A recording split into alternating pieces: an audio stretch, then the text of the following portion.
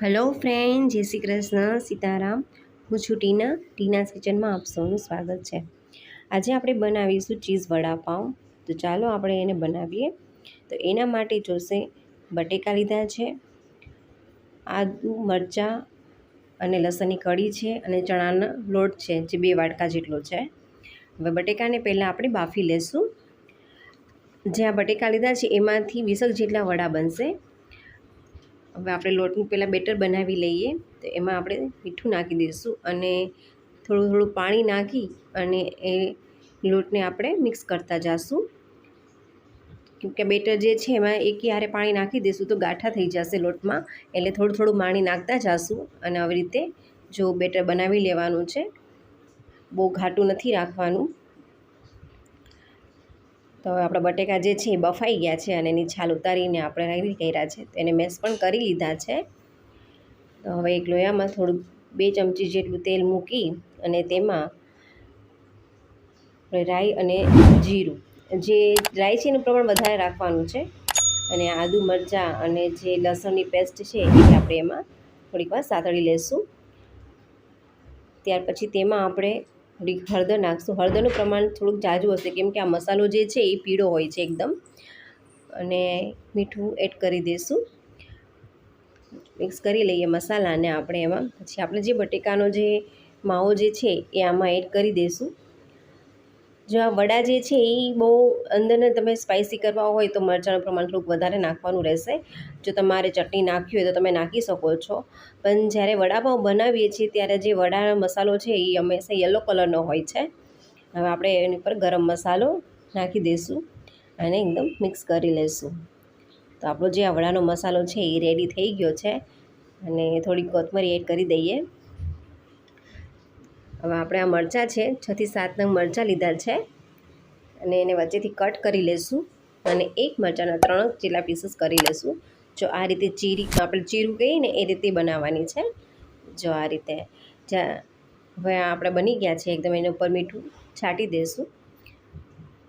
હવે આ જે આપણે વડાનો મસાલો છે એ ઠરી ગયો છે તો આપણે એના બોલ્સ બનાવી લઈએ. બોલ્સ જે છે એ મીડિયમ બનાવવાના છે. જો આ રીતના બોલ્સ બનાવી લેવાના છે. 2 હથેળી વચ્ચે રાખી અને આમાં ગોળ કરીને એટલે આવી રીતે પ્રેસ કરશું લવા બોલ્સ બની જશે. તો હવે આપણે તેલ મૂકી દઈશું વડા તળવા માટે. વડા ડૂબે એટલું તેલ મૂકવાનું છે. તો આપણે આ તેલ ચેક કરી લઈએ એવું છે કે નહીં. તો આપણે લોટ નાખીએ છીએ તો ઉપર આવી ગયું છે. જો તો આપણું તેલ જે છે એ આવી ગયું છે. તો હવે આપણે જે નાખ્યું છે એને પહેલાં બહાર કાઢી લેશું. જે વડા જે છે એ ખાવાની ખૂબ જ મજા આવે છે. તમે એમને પણ ખાઈ શકો છો. એટલે આ જે વડા મેં ઝાઝા બનાવેલા છે 15 થી 20 નંગ આમાંથી બનશે.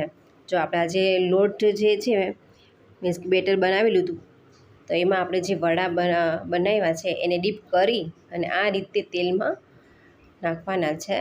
ધ્યાન રાખીને નાખવાના છે કેમ કે છાંટા પણ ના ઉડે. એવી રીતે આ 3 થી 4 નંગ જે છે એ નાખી દઈશું કેમ કે પછી ફેરવવામાં આપણે સહેલાઈતા રહે. જો આ રીતે એડ કરતું જવાના છે. જો આપણે બધા નાખી દીધા છે 4 થી 5 નંગ નાખ્યા છે કેમ કે આપણે ફેરવવું હોય તો ફરી શકે અને છાંટા પણ ન ઉડે. જો આ રીતના બનાવવાના છે. જો એનો કલર જો એકદમ થઈ ગયો છે ને તો આપણા વડા જે છે એ હમણાં તૈયાર થઈ જશે. અને આ વરસાદનું મોસમ હોય ત્યારે આપણે વડા ખાવાની મજા આવે છે. આ તો આપણે એમને પણ ખાતા હોઈએ છીએ. તો આ તો વડાપાઉં બનાવીએ તો એ તો બહુ મજા આવે. જો આ રીતના વડા થઈ ગયા છે જોઈ લો એકદમ. આ બધા વડા મેં તળી લીધા છે. તો હવે જે લોટ વધ્યો છે અને એને જે મેં મરચાં જે તમને કટ કરાવ્યા છે તો આ જે બેટરમાં આપણે થોડું પાણી એડ કરી અને પતલું બેટર કરવાનું છે હજી, કેમ કે ઘાટા નથી રાખવાનું. જો આ રીતનું. અને એમાં આપણે હવે મરચાં ડેપ કરી અને એને પણ તળી લઈશું કેમ કે અમારે રાજકોટમાં આ રીતે મરચાં મળે છે વડાપાઉં સાથે અને એ ખાવાની ખૂબ જ મજા આવે છે. તો હવે આપણે એને જે લોટ છે બેટર જે છે એની અંદર એડ કરી અને એને પણ આવી રીતે ડીપ કરી અને તળી લેશું. જો આ રીતે નાખવાના છે. તે બધા મરચાં આપણે નાખી દઈશું. જ્યાં મરચાં આપણે ખાતા હોય બહુ મજા આવે છે. એક વડાપાઉં સાથે તો એને 10થી 15 ગ્રામ જેટલા આ મરચાં મળે છે. તો તમે આટલું ખાઓ તો પેટ ભરાઈ જાય છે. અને આ જે ખાઓ એટલે એમ થાય કે નહીં બહુ મજા આવી. જો આ રીતના તળવાના હોય છે.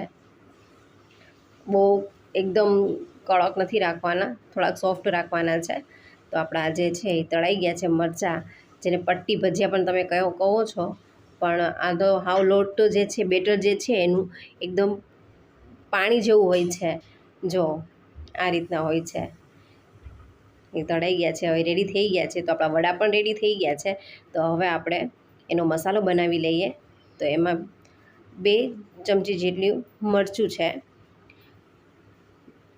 થોડીક હળદર, થોડુંક ધાણા જીરું અને સ્વાદ અનુસાર મીઠું એડ કરી દઈએ એમાં. અને પાણી નાખતા જાશું અને એને મિક્સ કરી લઈએ મસાલાને. કેમકે આ જે મસાલો છે એ આપણે વડા જે પાઉં જે છે એની અંદર આપણે અપ્લાય કરવાનું છે.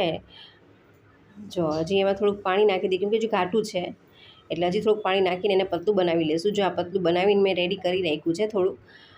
તો વડા પાઉં લીધા છે, 4 નંગ વડા છે, અને જે આપણે મસાલો છે એ ચીઝ છે, અમૂલ બટર છે અને માયોનીઝ છે.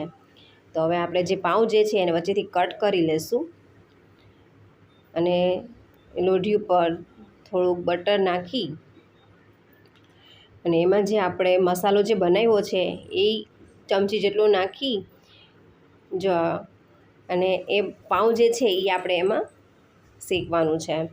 જો આ રીતે હવે એને આપણે મિક્સ કરી લઈશું અને જે પાઉં જે છે એ હવે એમાં શેકી લઈશું. એટલે આપણું જે પાઉં જે છે એ મસાલાવાળું થઈ જાય અને ખાવાની ખૂબ મજા આવે, એટલે ટેસ્ટ બહુ સારો આવે. તમે જોવો હોય તો આખું વધારે મસાલાવાળું કરવું હોય તો તમે આખું પણ વધારે મસાલાવાળું કરી શકો છો. જો આ રીતે એકદમ સ્પાઇસી બની જશે. અને જે વડાપાઉં ખાતા હોય ત્યારે તીખું હોય તો જ મજા આવે આપને. તો આપણા 2 પાઉં રેડી થઈ ગયા છે. તો હવે એને આપણે પ્લેટમાં લઈ લઈશું. જો આ રીતે તો આપણે મસાલાવાળું કરી લીધું છે અને પછી એમાં આપણે માયોનીઝ અપ્લાય કરી દીધું છે. જો તમારે માયોનીઝ ન નાખવું હોય તો તમે ગ્રીન ચટણી છે, લસણની ચટણી છે એપ્લાય કરી શકો છો. જો આ રીતે અપ્લાય કરી દેવાનું છે. અને ત્યાર પછી એમાં આપણે ચીઝ, જો તમે ક્યુબ પણ લઈ શકો છો. જો આ રીતે આમાં અપ્લાય કરી દેવાનું છે ચીઝ. અને ત્યાર પછી એમાં આપણું વડું જે બનાવ્યું છે એ એડ કરી દેવાનું છે. અને જો આપણું આવી રીતે મૂકી અને એને રાખી દેવાનું. જો આપણું આ વડાપાઉં જે છે, ચીઝ વડાપાઉં, એ આપણું રેડી થઈ ગયું છે. આ રીતે ખાવાની ખૂબ જ મજા આવે છે. અને સ્પાઇસી હોય અને ચીઝવાળું હોય એટલે વધારે જરા તીખું પણ નથી લાગતું અને બહુ મજા આવે છે. તો આ રીતે આપણે 2 વડાપાઉં તૈયાર કરી લઈશું અને સર્વિંગ પ્લેટમાં કાઢી લઈશું. તો આપણે જો આ સર્વિંગ પ્લેટમાં કાઢી લીધું છે. તો ચીઝ વડાપાઉં છે, મરચાં છે અને એની સાથે સોસ અને ગ્રીન ચટણી છે. આ ખાવાની ખૂબ જ મજા આવે છે.